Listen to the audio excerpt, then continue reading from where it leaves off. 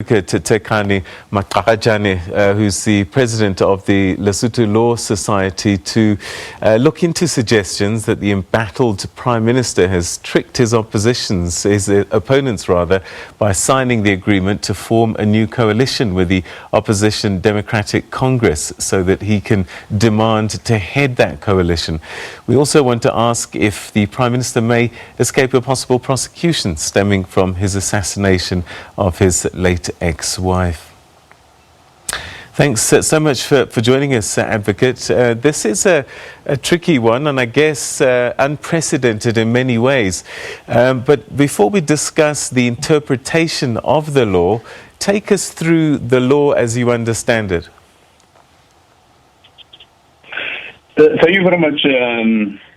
Let me make a little correction. I have been previously the president of the Law Society.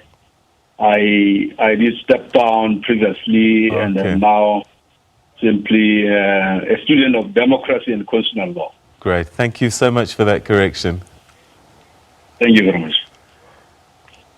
All right. So what does the law say about Prime Minister Thabane, his resignation, and what should happen going forward? Because it seems as if the Ninth Amendment might have changed things slightly, the Ninth Amendment to the Constitution.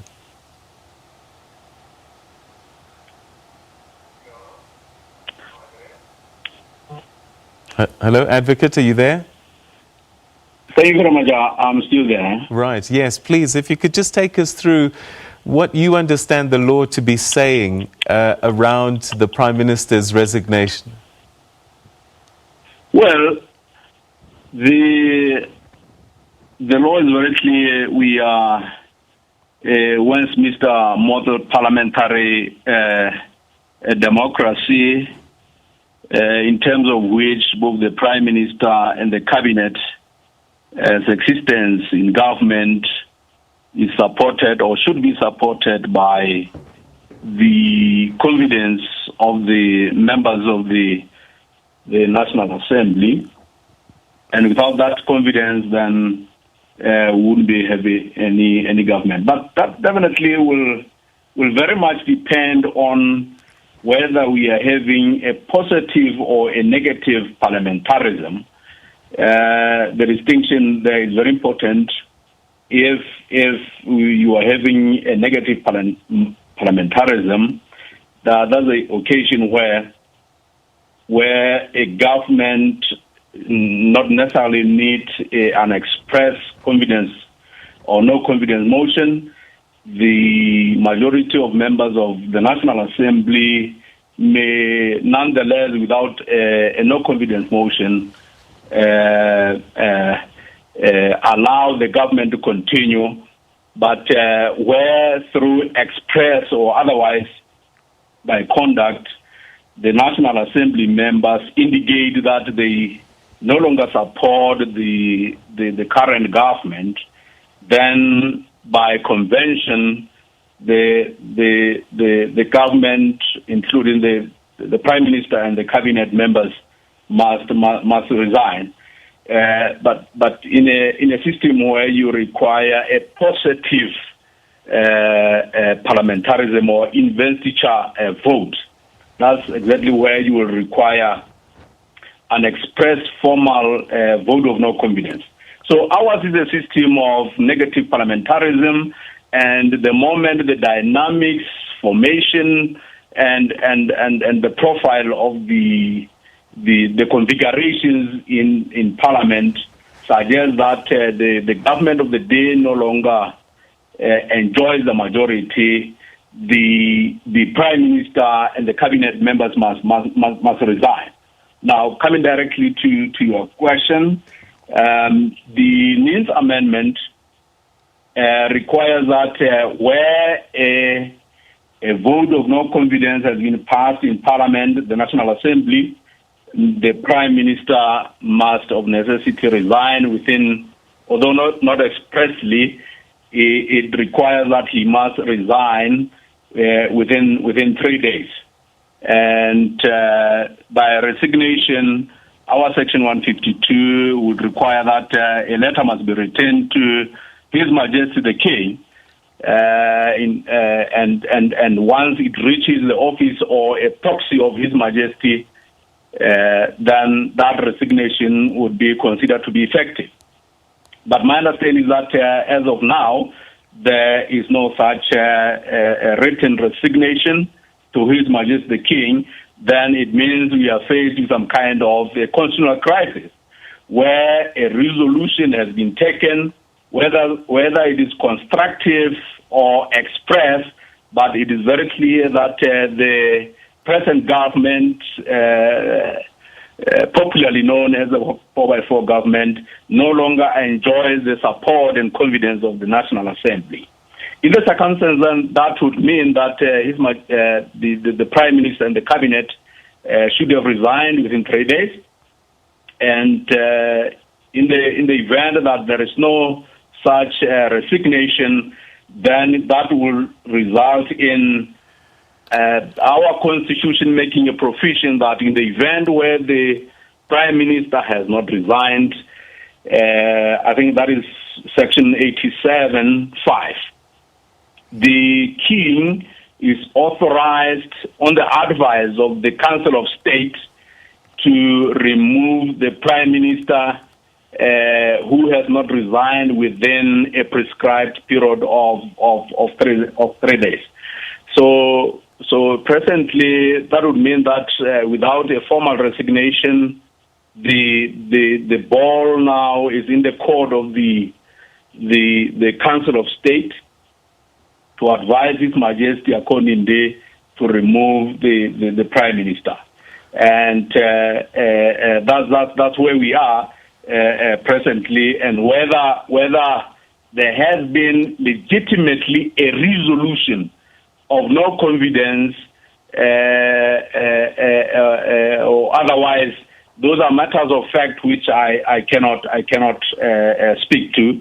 But as of now, if a resolution was appropriately taken and a member who would enjoy a majority in the view of the Council of State succeeding the current Prime Minister, then that should be appointed. But the matter is definitely within the court of the Council of State to advise His Majesty to remove the sitting Prime Minister. Okay, you've said quite a lot, and I'm sure a few of our viewers probably weren't able to follow all of it because of the legalese that we're sharing. But so we have a situation where a speaker in Parliament said that this four-party coalition has been dissolved, in which case the Prime Minister doesn't have the majority that he once enjoyed to run government. A date of the 22nd was decreed by the Speaker. So the question I have then is, what is it that the Speaker says? Does it have force? What was it based on?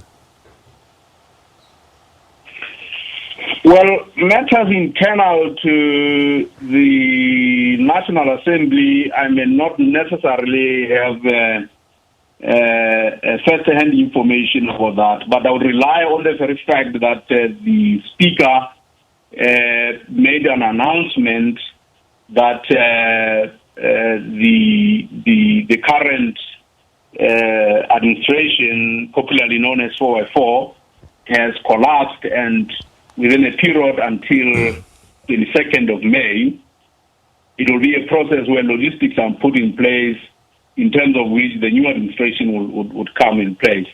That definitely, I would assume that the necessary legal procedures have been catered for, and we will be looking forward to the 22nd of May, where I anticipate whether there was a formal resolution of no confidence and whether it proposed a member of the National Assembly whom would succeed the current Prime Minister.